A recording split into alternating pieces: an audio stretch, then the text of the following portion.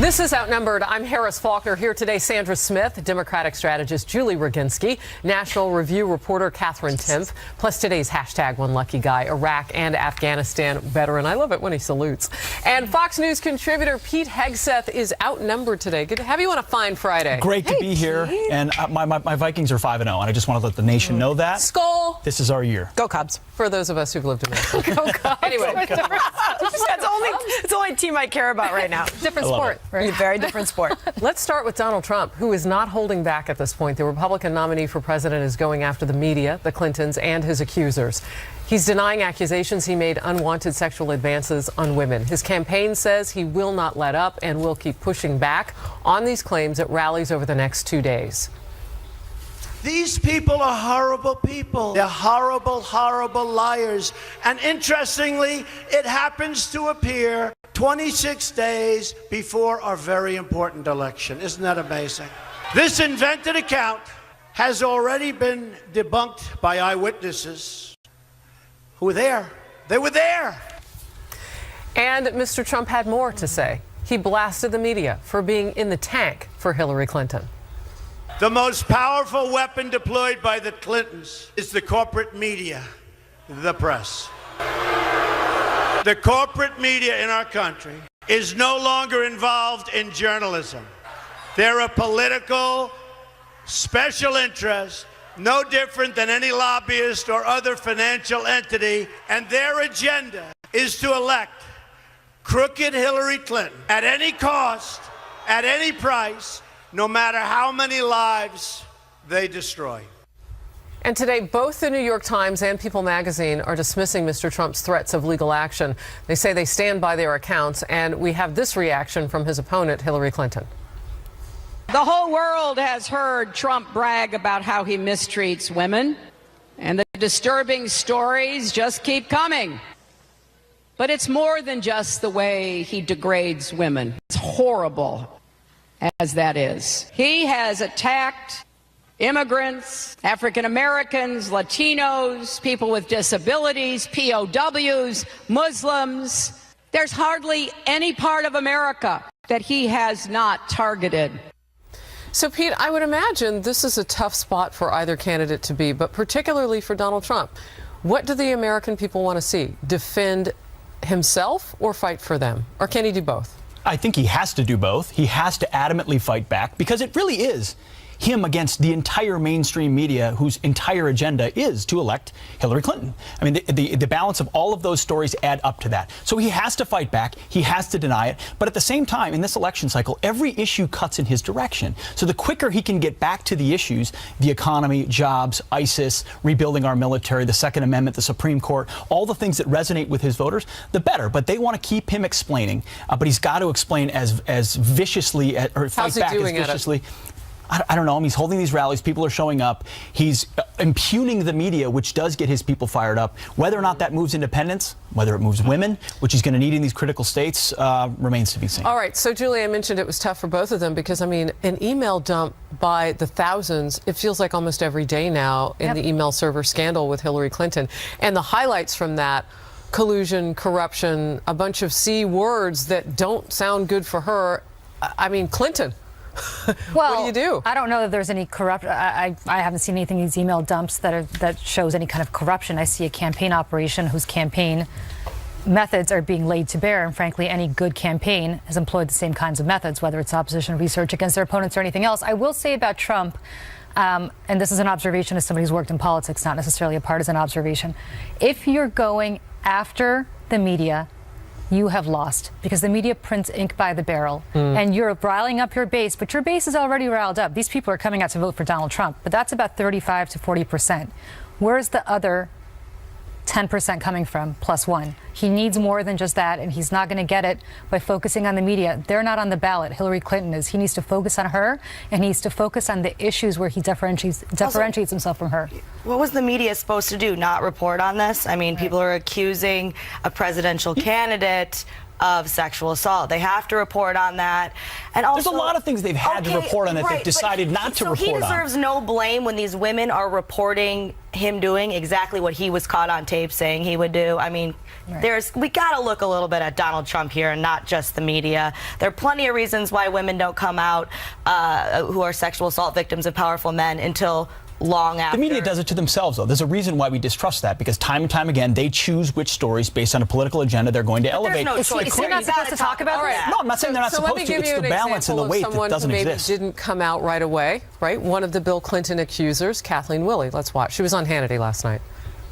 Everybody in the mainstream press is calling all of Bill Clinton's crimes infidelities. Rape, sexual assault, and sexual harassment are not infidelities. They are crimes and they are misdemeanors. His wife is covering for him. No champion of women attacks the victims of sexual assaults and rapes. So I mentioned this is tough for both sides. So, you know, how much of this, again, I'll ask the question for Hillary Clinton per her husband, has to be about her on defense and not pro the American public, or does she have to do a mix? You just got to look at the overall strategy here. Newt Gingrich sat where you were yesterday. You are right now, yesterday, Pete. And he said if he's going to win right now, he has to start looking and thinking big picture. If he keeps responding to every one of these individual attacks, he will not win. I mean, also in the corner of the mainstream media, look at a statement from the Committee to Protect Journalists chairman saying Donald Trump has consistently betrayed First Amendment values, directly addressing the threats that he has made to the media. Is he going to win this one? People want him to move on. I don't know who he's listening to at this point in his campaign. No, as you respond, please take into account that that accuser was per Bill Clinton. Sure. No, I think to your point, at this point, there's so many accusations, so many fingers being pointed, so many women, different things. People have lost track, right? So it's already baked in whether you think Donald Trump is wrong or not. I don't know how much more is going to come out to change that impression. You're right. He has to pivot, has to go big, because the big issues are what draw people to him. They don't want to vote for Hillary Clinton. And if he can just give them a reason not to, when they go into that ballot box, regardless of what the polls say right now, he still has the upper hand of the undercurrent of the American people. You know, Julie, when we look typically at a season like this, 25, 26 days feels like, oh my gosh, that's not a lot of time. We are having news cycles now that are reduced to 4 hours at a time. I can't keep track. I literally can't. I mean, it's no longer the 24-hour news cycle. No. You could have like 6 big stories in a 5-hour period. This dumpster fire is never going to be extinguished. It's got to end. Please, it's got to end. So my point with that is there's time to do what Pete is talking about. What is her strategy? What is it? Well, her strategy is to do what she's doing because she's winning. So her strategy is to lay low and watch him implode. What his strategy? Even though the numbers are not widening. Look at North Carolina right now, battleground state, where they are squeaky tight. North Carolina was always how do you say winning? Because I know you don't look at national numbers. I know you look at those well, right now she's got over. Oh, she does when they're good. No, wrong. I've always said consistently. Nope. I've always said, but as a matter of fact, if you look statistically, national numbers and battleground state numbers tend to converge the closer you get to an election. But if you look just at battleground states, she's already got the 270 she needs. She doesn't have. All she has to do is not blow it. He can win. There's a lot of time left. He can, right. So she's got to not blow it. What he needs to do, and again, obviously he's not going to take my advice, but what he needs to do is exactly what Pete said. Get off this issue, get off the meltdown in public, and start focusing on the issues that people in Ohio care about. Nobody in Cleveland, Ohio, or Cuyahoga County, Ohio, really cares about Kathleen Willey, with all due respect to Kathleen Willey. What they care about is how's Donald Trump going to bring their jobs back? How's Donald Trump going to make their lives better? He's not talking about that. He's talking about Donald Trump, being victimized. Nobody cares that he's being victimized in his view. He needs to talk about Well, he's going to say, I do. He feels the need to counterpunch. Of course he does. Not moving on from this, that can't happen if he doesn't move on from this. He really needs to move on from this, because if he keeps talking about it, what's the media going to talk about? Exactly what he's talking about. And a focus on policy, very, very necessary. I think it was a half an hour into that speech yesterday at that rally where he even mentioned Obamacare, for example. And that's where some of his supporters are coming in with criticism, even saying, come on. Yeah, you've got look at the news of Obamacare this week. And the governor of Minnesota admits that it's unaffordable. Hillary Clinton, or Bill Clinton says it's crazy. I mean, it's indictable, and they're making people's lives worse. He can focus on But he's not talking about it. That's the problem. All right. Well, as we have been telling you, in just 5 short days, for the first time ever, a Fox News anchor will be moderating a general election presidential debate. Our friend, our colleague, a former hashtag one lucky guy. Award-winning journalist Chris Wallace, widely regarded as the best questioner in the business, will be moderating the all-important final debate between Donald Trump and Hillary Clinton. It will be held this Wednesday, October 19th, 9 p.m. Eastern in Las Vegas. The best place to watch the first Fox-moderated debate is, of course, on Fox News Channel. We'll be glued. Pop your corn, you know where to be. Meanwhile, as Donald Trump tries to fend off controversy, Hillary Clinton appears to be laying low and trying not to make any mistakes. Exactly what Julie Roginski just said. Like appearing on Ellen for the second time since Monday. Not Julie, but Hillary. In fact, she has no public events scheduled until the debate. Is it a good idea? We'll talk about it. And under oath for the first time, Hillary Clinton says she cannot recall at least 20 times to questions about her email practices. Why voters may have a hard time with her answers.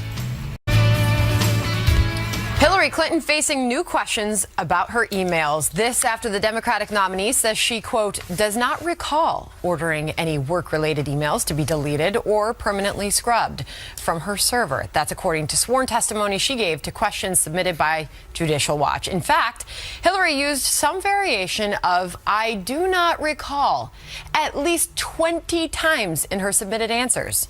But Newt Gingrich not buying Clinton's apparent lapse in memory, the former House Speaker on the O'Reilly factor.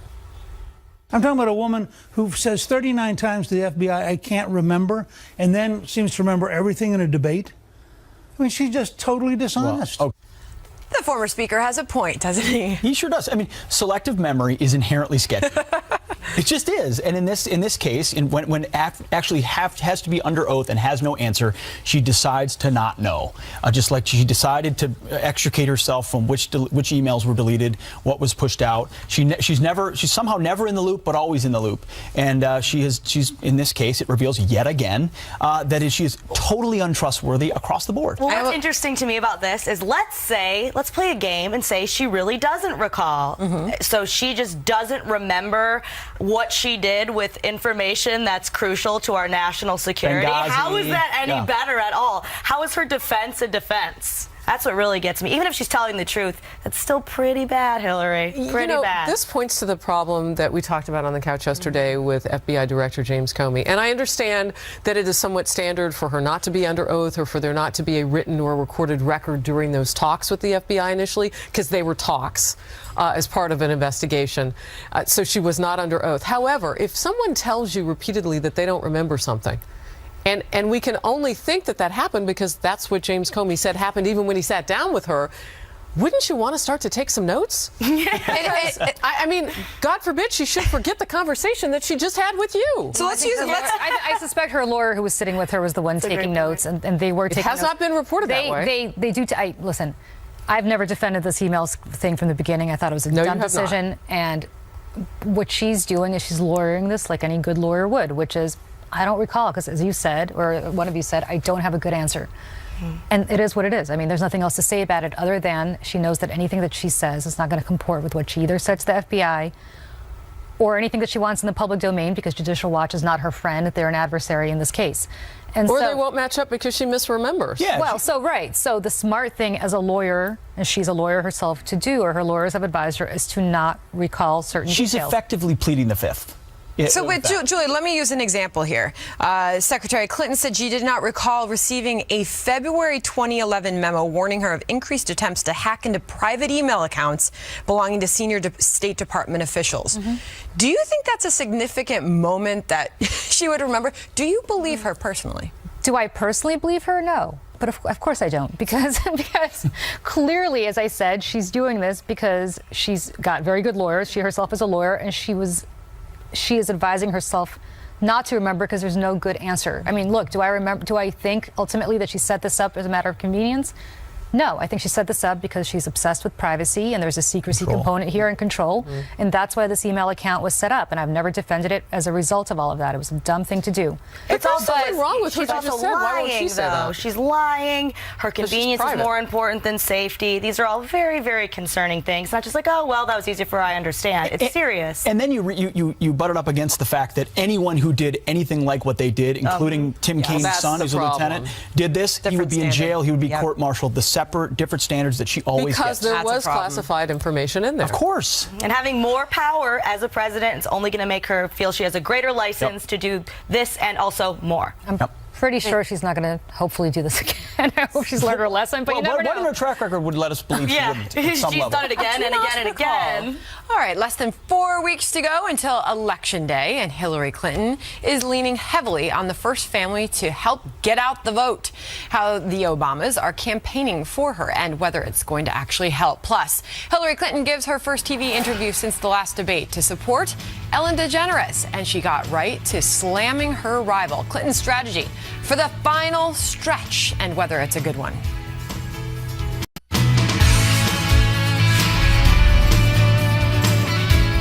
Welcome back to Outnumbered. While Donald Trump is dealing with controversy, Hillary Clinton appears to be laying low and trying not to make any mistakes. She has no big rallies or campaign events planned until after next Wednesday's face-off with Trump, the last debate in Las Vegas. But she is fundraising and appearing on friendly talk shows like The Ellen DeGeneres Show. Woo! Does everyone do that to you now? Yeah, I didn't even know I was doing it. Wait, you must have known at the time that came out of you. I didn't. I knew that I said, woo, I do that, but I didn't know I did the little shimmy to go along with it. It's my new fall dance move.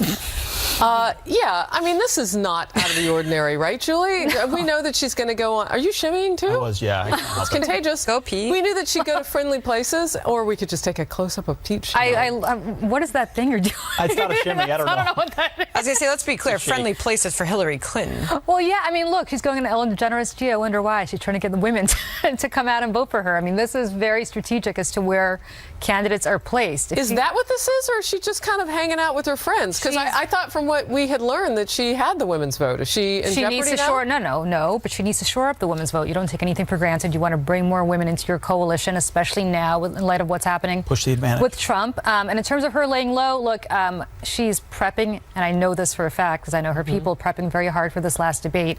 And so anybody who thinks she's laying low, she's not laying low. She's jammed up in whatever conference room getting ready for this debate. Is, by the way, something I strenuously advise Donald Trump to do as well, because you can't wing this kind of stuff. He was prepared for the last debate. He had a little meltdown in the beginning, and then he got a little better. Well, and he did that town hall the night before in preparation. He said it wasn't prep for the debate. Yeah, it's Okay, so as far as appearances on Ellen DeGeneres, this is Hillary's 4th appearance since announcing her candidacy, her second one just since May, and I was really curious whether or not Donald Trump has ever been invited. And Ellen DeGeneres, after Hillary's last appearance, was asked that question by an entertainment outlet, and she said, well, I don't know if we've formally asked him, but I mean, he's not banned from the show. Wow. He could come on if he wants to.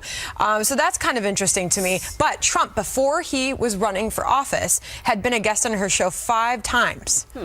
His last appearance in 2007, for those wanting to know. So you mean if we just want to appear on Ellen's show, we just have to call? I think you have to get the nomination first, but when candidate Faulconer is the nominee, I'm sure. No, I'm not even running for the PTA. I think the point is, as Sandra has just pointed out, I mean, there's a fault line between when you can come on the show, apparently, if you're Donald Trump. You're not banned, but clearly he'd gotten invited. What else was you going to say when she was put on the spot? Have you invited Donald as well? She might have said that. But by the way, he should take her up on it. I'm dead serious about this.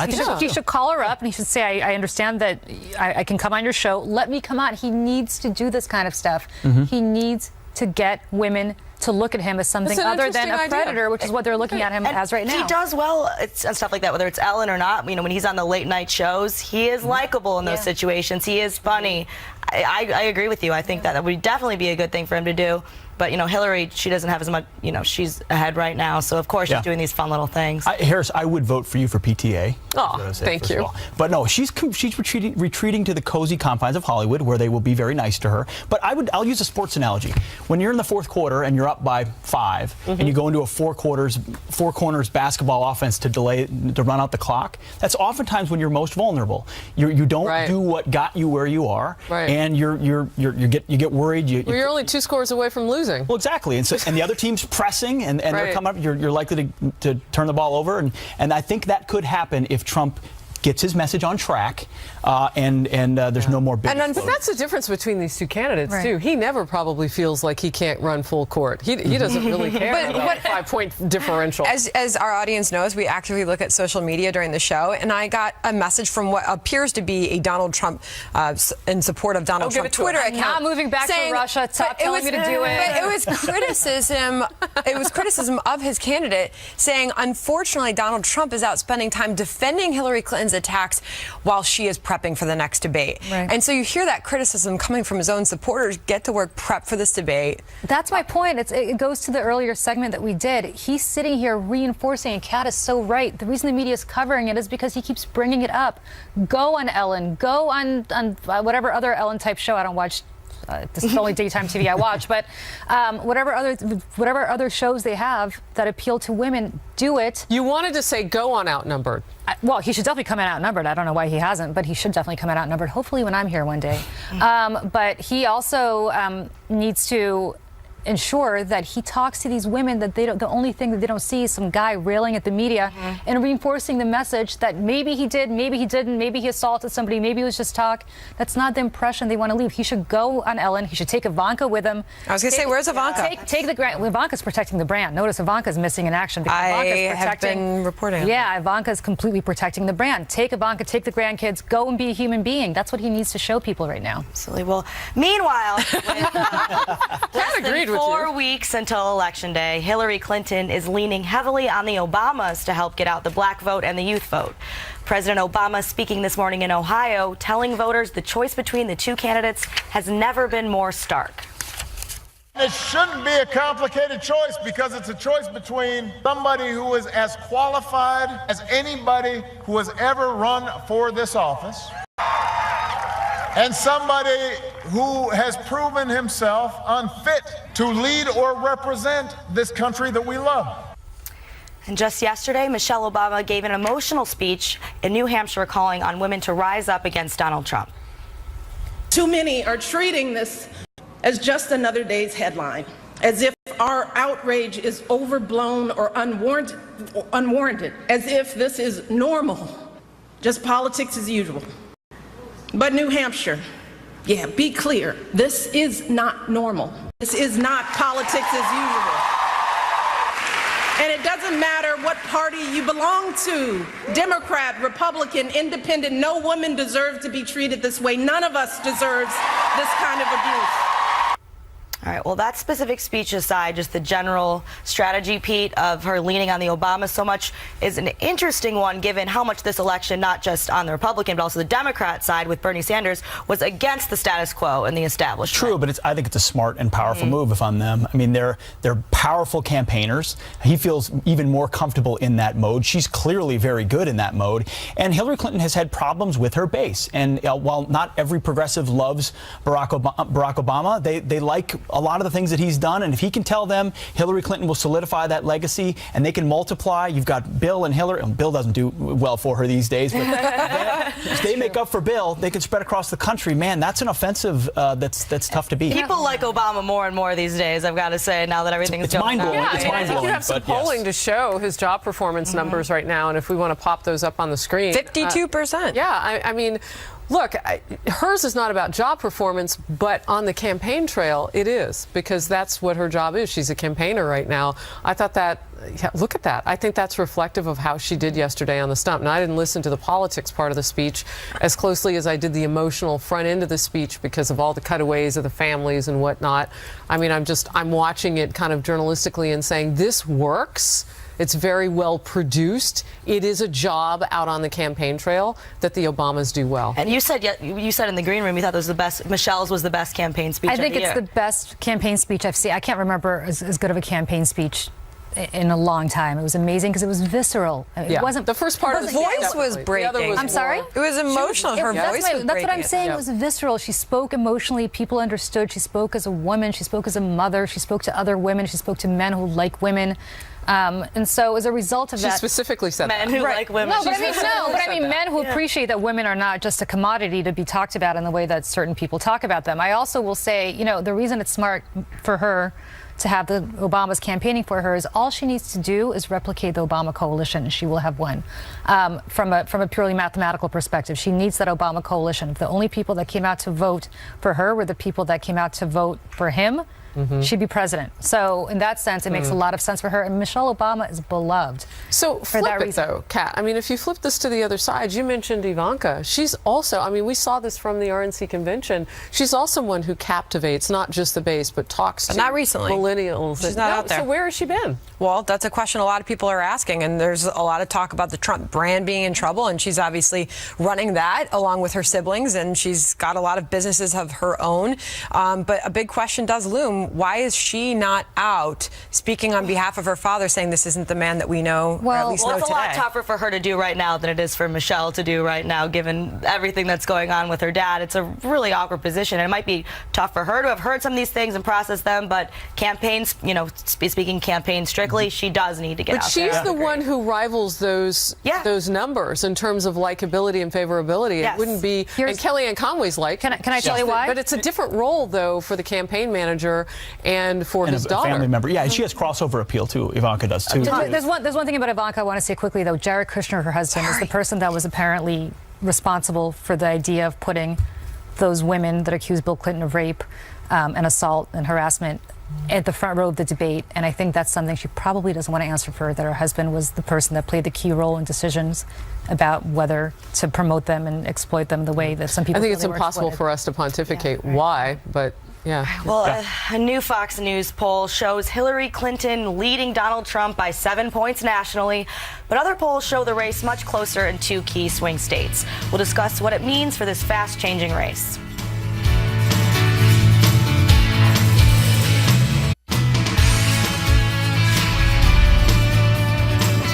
Breaking news about Julia Roginski just said. We'll get to that.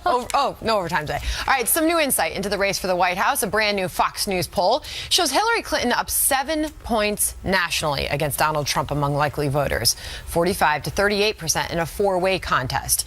But other polls show a tight race in 2 key swing states. In Ohio, Trump has a 1-point lead over Clinton among likely voters in a 4-way race. That according to an NBC Wall Street Journal Marist poll. But meantime, in North Carolina, the poll shows Clinton with a 4-point lead among likely voters. Political analysts say Trump's best path to winning is sweeping North Carolina and Ohio, as well as picking up Florida and Pennsylvania. Julia, to get back to you, you started off the show talking about these key battleground states. What are you seeing right now as far as trends? Well, again, as you pointed out, it's going to be very hard for Trump to win unless he sweeps all 4. That's just math. That's just numbers. He needs to get to 270 in some way. He's losing Virginia. I think that's no longer even on the table as a very swing state. It was purplish. Now it's kind of a light blue.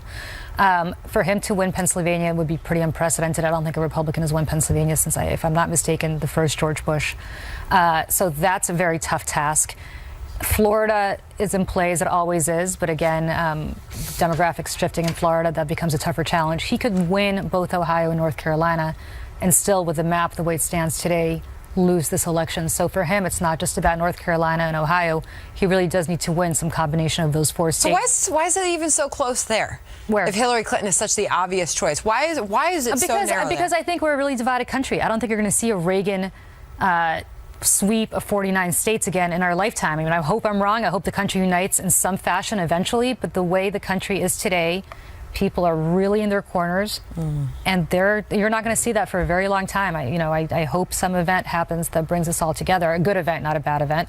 But as of today, you're never going to see that. Well, and that speaks to the importance of, whomever gets in the office doesn't have a mandate. And especially when you make it a 4-way tie in those battleground states, they really don't. I mean, it's around 40% for the 2 of them. So whomever gets that mantle really has to listen to all of those people who say they feel disenfranchised. It's going to be really tough after this election, way, way tougher than it's ever been before, because people are, have you seen a single issue in this election where both sides weren't just, oh, I have an opinion, but very angry about it. I hate you for not having my opinion. For not having my opinion. People are losing. Really studies are showing people are losing friendships over the election. People's stress talk about levels it on are your job. through the roof. It's gonna be harder than ever. And it's not even just left-right. Of course, if Donald Trump were to not win within the Republican Party, there's going to be the circular firing squad will be in full effect. But I thought your analysis was very fair. I mean, ultimately, Pennsylvania is going to be critical for Donald Trump. He real clear averages. He's still behind 8 points today. Doesn't mean he couldn't make it up. But Florida, North Carolina, and Ohio are more or less toss-ups. I think Virginia, maybe. I've heard people say that it's off. It doesn't have to be.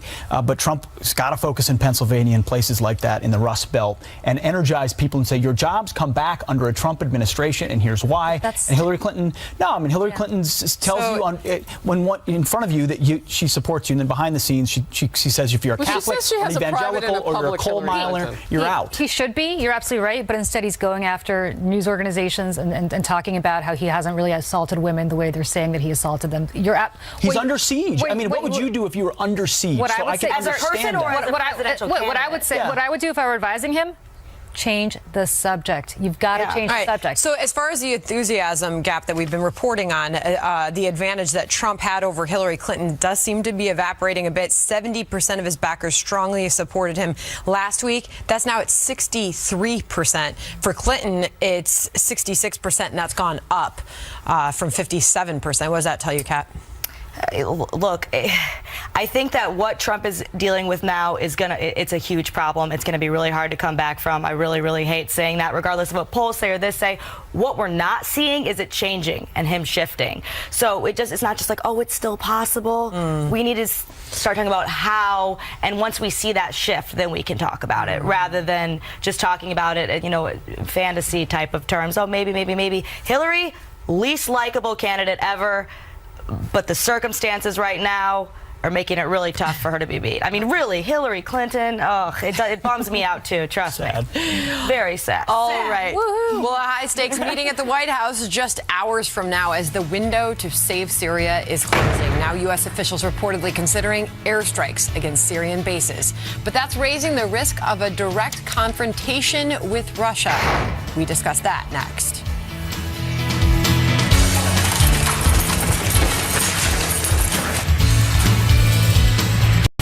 All right, next, President Obama and his advisors meeting later today on what to do now as violence spirals out of control in Syria. Syrian and Russian aircraft continuing to pummel the city of Aleppo and other targets. And now some officials are calling on the U.S. to act more forcefully there or risk losing influence among moderate rebels battling the Assad regime and ISIS. According to Reuters, the White House is considering military options, including airstrikes, on Syrian bases. But that raises the danger of a direct confrontation with Russia. Another option reportedly being discussed, providing vetted rebels in Syria with more sophisticated weapons. Now, when I think about this subject, so many bad options, a quote from Georgia's General Patton comes to mind. It's a good plan violently executed now is better than a perfect plan executed later. Meaning if we had acted when we needed to act in Syria, when the opportunity was there with real rebels, even if it wasn't a perfect plan, you'd probably have a lot more options than where we are right now. Regardless, I wouldn't want to be sitting in that situation room trying to determine what our next move is. Part of the reason is we've telegraphed to them all the things that we are not willing to do to fight them. So in the time gap of an imperfect plan back then versus a perfect one now, in that gap of time has been everything that we will and will not do, giving the enemy an advantage. I would say this. I want to get your perspective on something else that's happening simultaneous to this, which has Russia and Iran, I'm sure, sitting back saying, we got this to some degree. You've got a hot war with our troops in Yemen, and those are Iran-backed militia, as I understand, right? Yep, You've got the situation that we need to take back Mosul probably this month in Iraq. That's just next door to Syria. And you've got Shia on the ground, supposedly to help us do that, but they haven't promised that they won't fire at us too. Yep. And then you've got the situation in Syria, complicated by Russia. I really just want to say I think it's good to not rush to jump into these conflicts. The whole war in Iraq thing, kind of a bad idea. I don't think that's a mantra that we should always be following. Just as like the token libertarian sitting here, I just needed to interject. Thank you. Can I just say I have two observations to make about this, and I struggle with it internally as to how to approach this. On the one hand, we have said many times, never again when it comes to the Holocaust. What you're seeing right now happening in Syria and Iraq is a Holocaust. There are people who are being, it's genocide. There's no other way to describe it. And so we have talked about this never again mantra for now going on 70, 80 years. And nevertheless, we're standing by and watching it happen. So one side of me feels that way. The other side of me, and this is why this is such a complicated issue and doesn't lend itself to easy answers, is I'm not sure who the good guys, quote unquote, in this scenario would be. So if we were to replace the Assad regime, I don't know, even Pete, if we had gone in when the red line was allegedly put down, who those good guys would have been. Maybe there were. It's but all very fair. And I'm not saying that quote isn't meant to say you rush in. It just means what Vladimir Putin did is he went in violently immediately and said, I'm going to affect this outcome. And I'm going to barrel bomb and I'm going to do what I need to do it. We've stayed on the sidelines, refused to be a part of a real or proxy fight. And as a result, we've abdicated our power. But who are we fighting for? That's the question. So lean on the news of the day, and that is that President Obama is going to be meeting with his foreign policy advisors on the options. What would you say in his last few months in office? What would you like to see? He can't salvage his legacy on this. He can't and won't. I don't think I'd like to see action necessarily from President Obama because I don't trust he'd do what we would need to do decisively to actually affect the kind of outcome we would want. So it is a humanitarian crisis, but how it ends well with a tepid Obama trying to address it is not clear. But real quickly, I do have to say, you said, Putin's gone in. Putin has a very clear mission to prop up Assad. I don't know what our mission would have been to prop up whom, and nobody's ever given me that answer. Or maybe just save a bunch of people from a crossed red line with but then who controls afterwards? And that's why everyone's staying out of this at this point, as we're just trying to defeat ISIS, which Assad apparently is trying to do as well. It's not just Hollywood speaking out against Donald Trump, apparently. Musicians are also putting their talents to use to make sure the Republican nominee does not win the White House. In their view, a group of artists are taking part in a project called 30 Days, 30 Songs.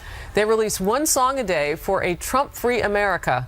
The tunes released so far include Can't You Tell, $1 Million Loan, With Love from Russia, that you just heard, and Same Old Lie. Whatever. It's laughable. I mean, even Julie's got to be laughing at this. There's nothing about a song from a celebrity that's going to influence someone to vote or not vote. This is chum into the water of people that already agree. No, but I would be fine. I would be fine if the effort was to get people to go out and vote, and they just simply labeled it musicians for a prosperous America or a healthy America. Go vote. But they're not doing that. They're telling people who to vote for. Well, that's their prerogative in ways that everybody has the prerogative to have an opinion. I want to know where the proceeds from all these sales go to, because that's something that hasn't been answered. Has it been answered? Or maybe I should have read my packet more carefully. HillaryClinton.com. No, but seriously, like you're putting out all these songs to enrich yourself. You're putting out. I mean, that's their prerogative. They can do whatever they want. But I'm just curious about how this works. Is this? I would love for this money to go towards a GOTV effort to get out the vote effort, but I don't.